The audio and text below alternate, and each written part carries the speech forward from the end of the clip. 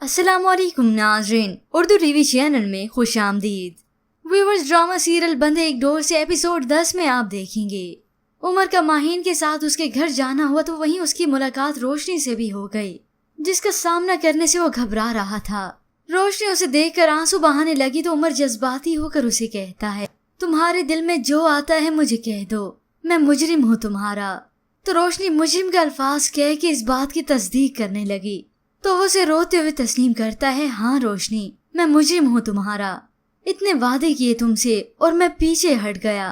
तुम्हारी वफा, तुम्हारा इंतजार और तुम्हारी मोहब्बत, किसी चीज का मान नहीं रखा मैंने। ये सुनते ही रोशनी के दिल ही दिल में लड्डू फूटने लगे। अब उमर से इस मुलाकात के बाद वो बहुत ही खुश है। ये उमर तो अब भी मुझसे अलग होकर मेरे बारे में सोचता है।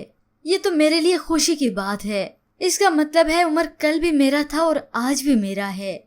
बस रोशनी को इस बात की तस्दीक हो गई और तसल्ली हो गई कि उमर की शादी हो गई तो क्या हुआ, मैं अब भी सिर्फ और सिर्फ उसे अपना बना सकती हूँ और सिर्फ अपने नाम भी कर सकती हूँ। इसके बाद तो अब रोशनी प्लानिंग करेगी कि किस तरह माहीन और उमर को अलग करे और माहीन को लेकर उमर को बदगुमान भी करेगी ताकि दोनों ही एक दूसरे से बदजन हो जाएं। इसके बाद व्यूअर्स आप देखेंगे उमर के बड़े भाई ने अपने भाई का मूड ऑफ देखा तो उससे वजह पूछता है, जिस पर वो उसे बताता है कि आपकी शादी अगर नाजिया भाभी के अलावा किसी और लड़की से हो जाती तो फिर क्या रिएक्शन होता आपका। जिसके बाद वो उसे कन्विंस करने की कोशिश करता है कि मैं नाजिया को अपनी जबान दे चुका था।